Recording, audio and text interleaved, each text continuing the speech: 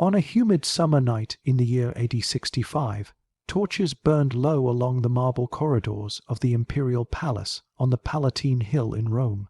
Inside those walls, an act took place that would echo through history as one of the most disturbing episodes of the Roman Empire.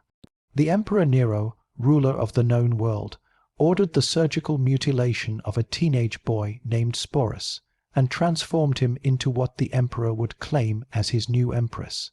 This was not rumor, not legend, and not political poetry. Roman historians recorded it with unease, disgust, and disbelief. What happened that night was the final expression of an empire losing its moral center under the weight of absolute power. By AD 65, Nero had already ruled Rome for 11 years. The early promise of his reign had long since curdled into tyranny. The boy emperor who once spoke of mercy under the guidance of the philosopher Seneca the Younger had become a ruler obsessed with spectacle, dominance, and self-deification. Rome had burned in great fire of Rome, thousands had died, and whispers spread that Nero himself had played music while the city collapsed into ash. Whether that accusation was true or not mattered less than the public's belief that their emperor had become something monstrous. In this climate of fear, executions followed accusations at terrifying speed. Senators were forced to open their own veins. Philosophers were silenced. Even Nero's own mother, Agrippina the Younger, had been murdered on his orders. And yet, none of these deaths shocked Rome as much as what Nero would soon do to Sporus. Sporus was not born into power. He was a slave youth of striking beauty, likely in his early teens, owned by the imperial household. Ancient sources describe him as delicately featured with a resemblance so strong to Nero's dead wife Poppaea Sabina that the emperor became obsessed. Poppaea had died violently in AD 65, allegedly kicked to death during pregnancy by Nero himself in a fit of rage. Whether this story is fully accurate or amplified by hostile historians, what followed is undisputed. Nero refused to release his grip on Poppaea's memory. Instead, he sought to recreate her. Sporus became that substitute. In Rome, castration was not unknown. Eunuchs existed at court and in eastern kingdoms, often serving as servants or guards, but Rome traditionally viewed the practice with suspicion and contempt. To castrate a Roman citizen was a criminal offense. Sporus was a slave, and in the twisted legal logic of imperial power, his body belonged to the emperor. Nero ordered that Sporus be surgically altered to remove his male anatomy, not as punishment for a crime, but to permanently transform his identity. This was not done to spare suffering or for medical necessity. It was done to construct a living imitation of Nero's dead Empress. After the operation, Sporus was dressed in women's clothing, trained to move and speak as a Roman noblewoman, and publicly renamed with titles reserved only for empresses. Nero held a formal wedding ceremony in which he married Sporus in full imperial ritual. The emperor wore the bridal veil as the traditional Roman groom, and Sporus, now forcibly reshaped, stood before the court as Nero's wife. Rome watched in stunned silence. To understand how this could happen, one must understand Nero himself. Born in AD 37, Nero rose to power at just 16 after the death of his adoptive father, Emperor Claudius. His early reign showed restraint. Taxes were cut, games were funded, legal protections expanded. But absolute power changes people, especially those already shaped by violence and manipulation. Nero's childhood had been steeped in ambition, poison, and betrayal. His mother Agrippina maneuvered relentlessly to secure his throne, poisoning rivals, destroying political enemies, and even possibly orchestrating the death of Claudius himself. Once Nero gained independence from her control, he repaid her with murder. From that moment forward, the line between power and madness blurred rapidly. Nero developed a fixation on performance, identity, and being worshipped not merely as emperor, but as a divine artist. He sang publicly, forced nobles to applaud his performances, and traveled Greece demanding that ancient festivals rewrite their rules so he could compete and always win. The throne no longer governed him. He governed the throne as an extension of his own theatrical fantasy. In this warped reality, Sporus did not exist as a human being. He existed as a projection, a replacement for a woman Nero had lost and still tried to possess in death. Roman historian Tacitus describes Sporus not as a spouse, but as an object wearing the ghost of Poppaea's identity. Suetonius goes further, describing Nero as parading Sporus before diplomats and generals, as though he were the true Empress, publicly kissing and embracing him as a wife. This was not merely scandalous, it violated nearly every Roman norm regarding gender, power, marriage, and citizenship. Roman society was rigidly structured around domination and hierarchy. Men ruled women. Masters ruled slaves. Emperors ruled all. What Nero did collapsed these boundaries into something chaotic and terrifying. He asserted control not just over Sporus's life, but over his very sex, his identity, and his public existence. The cortege following their wedding was carried out exactly like that of a legitimate empress. Sporus rode in a litter, he wore jewels, he was addressed with imperial titles. The pretense was absolute. By commanding Rome to accept the illusion, Nero demonstrated the final limit of imperial authority, the power to define reality itself, and Rome obeyed. No senator spoke publicly against it. No general resisted. No priest denounced it. Silence ruled because terror ruled. The Great Fire had shown what happened to cities that displeased Nero. The purges had shown what happened to men who displeased him. If Nero demanded that a boy become an empress, then Rome would bow its head and repeat the lie until it became law. Yet beneath the obedience, disgust fermented. Rome was not merely ruled by fear, it was corroded by it. Foreign diplomats witnessed the spectacle and carried the news back across the Mediterranean. In private letters, Roman aristocrats whispered that the emperor had ceased to be a man at all and become something untethered from nature. But Roman public life demanded performance, and Nero's court was the ultimate stage. To survive was to applaud. Sporus himself vanished into this masquerade. His voice does not survive in the historical record. There are no letters, no speeches, no testimony, only the words of men who used him as an example of Nero's depravity. Whether he resisted, whether he was frightened, whether he wept or broke in silence, history does not say. What is known is that he lived the remainder of Nero's reign not as a boy, not as a free man, but as a living emblem of imperial control over flesh and fate. By AD 68, the empire itself was collapsing under Nero's rule. Rebellions erupted across the provinces. The Senate declared him a public enemy. Abandoned by the Praetorian Guard, Nero fled Rome and took his own life in a villa outside the city. His final reported words reflected both terror and self-pity as he realized the applause had ended. But Sporus did not find freedom with Nero's death. Instead, he would become a prize passed between emperors in the violent civil wars that followed.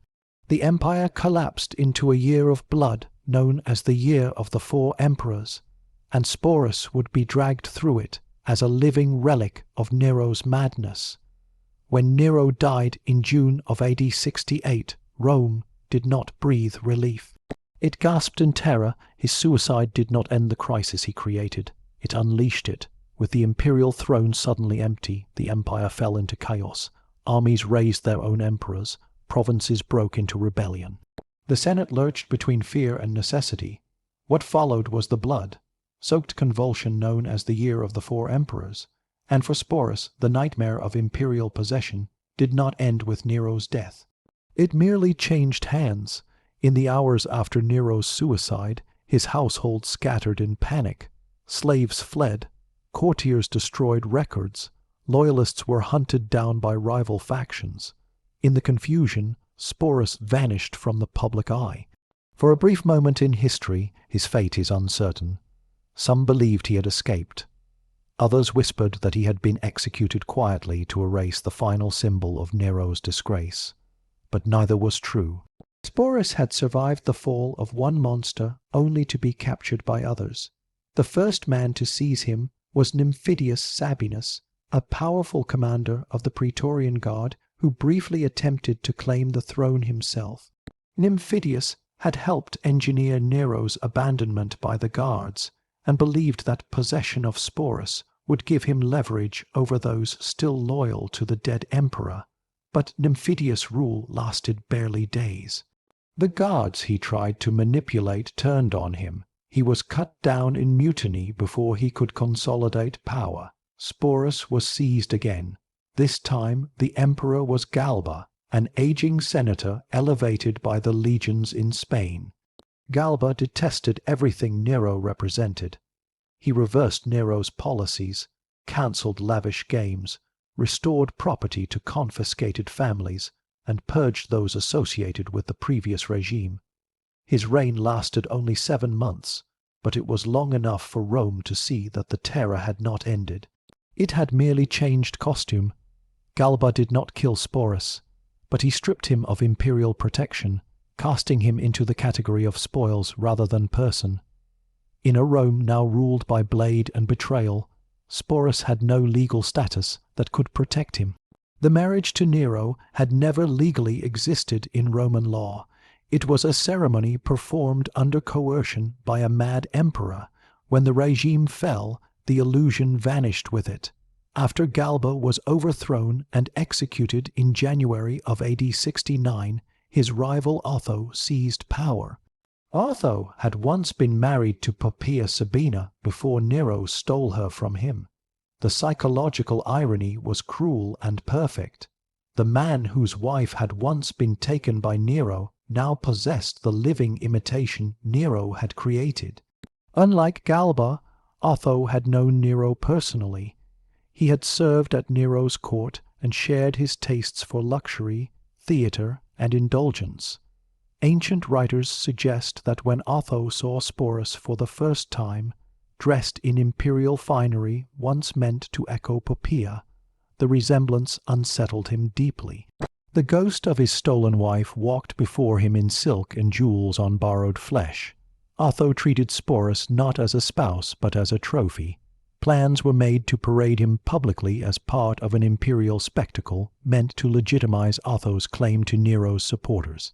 But fate moved faster than propaganda. Otho faced immediate military opposition from Vitellius, a general backed by Rhine legions. Civil war erupted within months of Nero's death.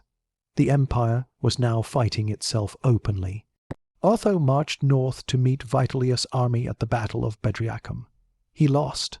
Rather than subject Rome to prolonged bloodshed in his name, Otho committed suicide in April of AD 69. It was one of the few acts of restraint recorded in that savage year. With Otho dead, Sporus fell once more into enemy hands. Vitellius entered Rome in triumph. His brief reign would become infamous for gluttony, cruelty, and corruption. He feasted while the empire bled. He filled the palace with entertainers, prostitutes, and violent companions. When Sporus was presented to him, now visibly weakened by months of captivity and humiliation, Vitellius saw an opportunity not for imitation, but for spectacle. Ancient sources record that Vitellius planned to force Sporus to appear in a public reenactment of the rape of Proserpina, staged inside an elaborate arena tableau. In Roman mythology, Proserpina is abducted by Pluto, dragged screaming into the underworld. The symbolism was unmistakable. Vitellius intended to stage Sporus' humiliation as public entertainment, reenacting divine violation upon a mutilated human body before Rome's cheering crowds. For Sporus, this was the final line. He had been enslaved as a child, reshaped by an emperor, passed between rulers like war plunder, forced into identities he never chose, and paraded as a political prop.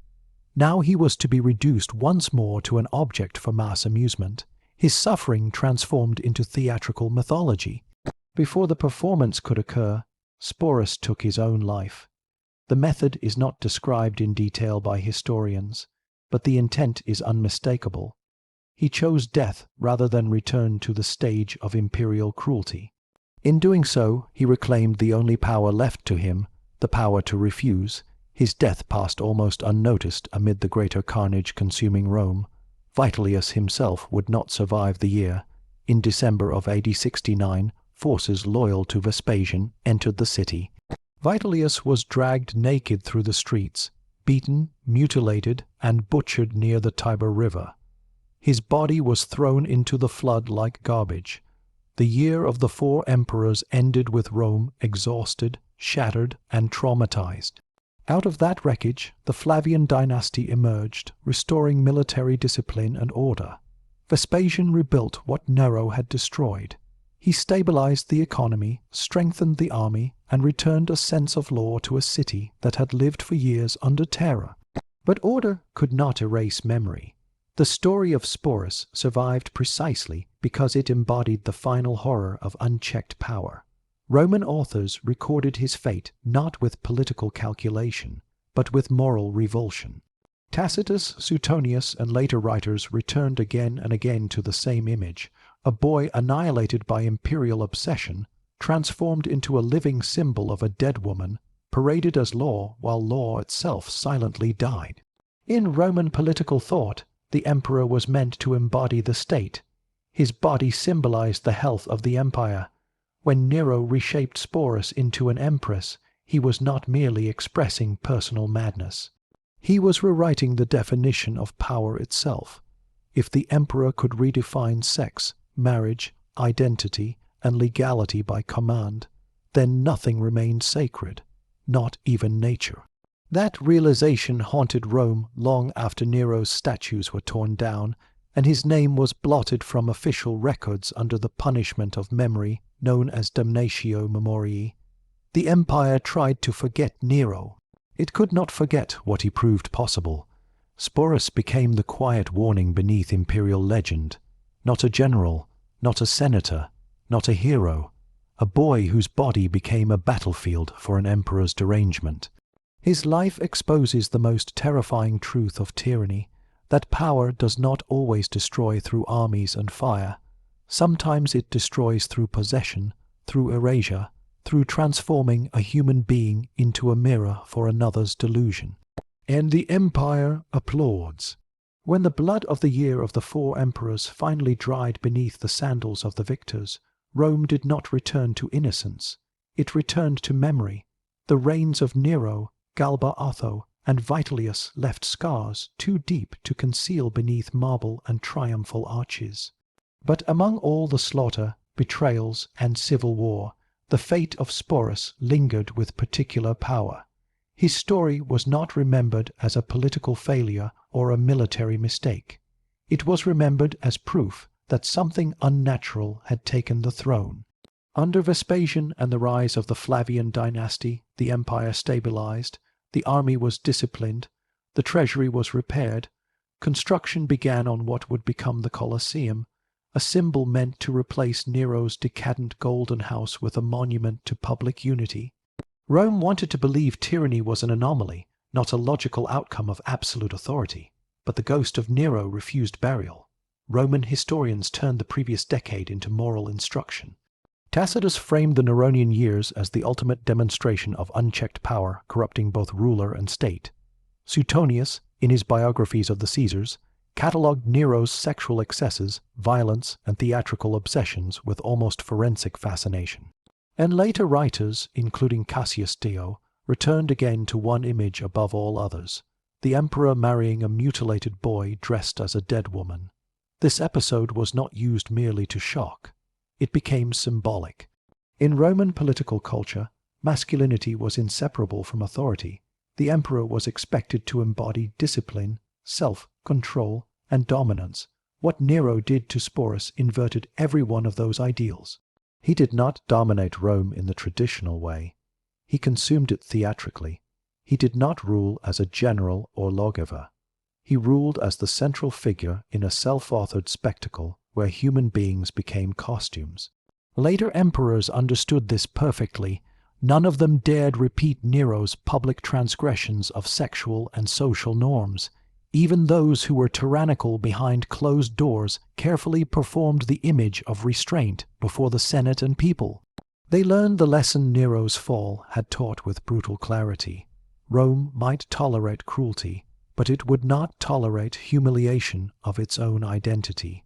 Sporus became the line that could not be crossed again. His fate circulated in elite circles, not as gossip but as warning. Tutors recounted it in whispered political lessons. Senators invoked it obliquely when cautioning young emperors against excess. Even military officers referenced Nero's final madness as the danger that awaited rulers who forgot that they were guardians of order, not gods above it. But the deeper impact of Sporus' story lay in how it exposed the vulnerability of those crushed beneath imperial fantasy. Rome celebrated conquest outwardly, but rarely examined the devastation inflicted inward. Millions were enslaved. Thousands were executed without trial. Yet Sporus disturbed Rome because his destruction was neither conquest nor punishment. It was transformation for pleasure. He was not killed for rebellion. He was erased to satisfy obsession. This unsettled the Roman conscience in ways mass death did not. In Roman law, identity was everything. Citizenship defined rights. Gender roles defined social structure. The family unit formed the foundation of inheritance, legitimacy, and political continuity. Nero's violation of that foundation through Sporus was not merely sexual transgression. It was constitutional collapse enacted upon flesh. The emperor rewrote law with a scalpel. Later thinkers recognized this as a turning point in how tyranny was understood. Before Nero, tyrants were remembered for cruelty and blood. After Nero, they were also feared for distortion of reality itself. Nero's memory was officially condemned through damnatio memoriae, the political ritual of destroying statues, scraping names from inscriptions, and purging his image from public spaces. But even as his portrait vanished from stone, his crimes remained carved into literature with permanent ink. Damnatio memoriae failed precisely because Nero's story was too useful as a cautionary myth. And Sporus was inseparable from that myth. Roman audiences encountered his image not in monuments but in narrative. He appeared in histories as proof that the empire itself could be violated without invasion, that Rome could fall inward rather than outward, that swords and fire were not the only instruments of destruction. Obsession could unravel civilization just as thoroughly. Beyond Rome, the story of Nero and Sporus spread across the Mediterranean world. Greek and Eastern writers saw in it confirmation of Rome's moral decay. Christian authors writing in later centuries seized upon Nero as the embodiment of pagan corruption, and positioned Sporus' suffering as one more sign that the empire stood under divine judgment.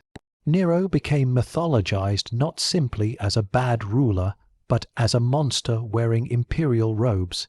In medieval Europe, Nero's legend remained strong. Chroniclers repeated tales of his cruelty, using him as an archetype of the tyrant. Though the full details of Sporus' fate often grew distorted with time, the core image survived: an emperor who erased a boy's sex and identity to resurrect a dead fantasy. It stood as ultimate proof that power without restraint becomes necromancy of the living. What makes Sporus' story so enduring is that it refuses to remain safely ancient. It does not belong only to Rome. It belongs to every society that concentrates enormous power into a single will. It warns that when no law restrains authority, even human identity becomes malleable under command. Unlike generals or senators, Sporus left no legacy in politics or war. His significance is moral rather than strategic. He reminds history that the most helpless often reveal the greatest truths, that a single violated body can illuminate the nature of an empire more clearly than armies and victories. Even today, historians argue over whether Roman authors exaggerated Nero's behavior for political ends.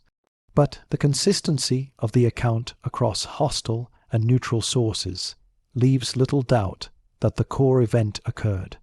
Nero did castrate Sporus. Nero did marry him. Nero did present him publicly as Empress. And Rome did accept it in silence. That silence may be the most chilling element of all. The people feared rebellion. The Senate feared execution. The Guard feared replacement. Every institution feared itself. And so the lie stood unchallenged. A boy was made into a symbol no one questioned, until emperors fell, until crowds rebelled, until time itself rendered judgment no man dared pronounce. By the time the Flavian emperors re-established order, the damage had already shaped the imperial psyche. Subsequent rulers ruled with the knowledge that the people remembered Nero, not only as a murderer, not only as a madman, but as the man who proved even human identity could be conquered from the throne. Sporus' death closed one chapter of horror, but the meaning of his life had only begun to unfold. By the time order returned to Rome under Vespasian and the Flavian dynasty, the empire outwardly stabilized. Armies returned to discipline, grain shipments resumed, the treasury recovered, the people crowded into newly restored public spaces, including the massive amphitheater that would later be known as the Colosseum. To the eye, Rome had survived, but internally, something irreversible had shifted. The reign of Nero and the destruction of Sporus had altered how Romans understood power itself. Before Nero, tyranny was imagined as an excess of violence. After Nero, tyranny was understood as an excess of imagination. The empire learned that oppression could extend beyond chains and executions into the far more terrifying realm of identity erasure. Sporus was not simply enslaved. He was transformed into a concept, a living replacement for a dead woman, stripped not only of freedom, but of history, name, and biological truth. That distinction mattered. Roman legal culture had always placed supreme importance on status, lineage, and identity. Citizenship defined your rights. Gender defined your social function. Family determined inheritance and legitimacy. By overwriting all of these with imperial command, Nero demonstrated that the emperor stood outside law itself. He did not merely violate legal tradition. He replaced it with personal fantasy.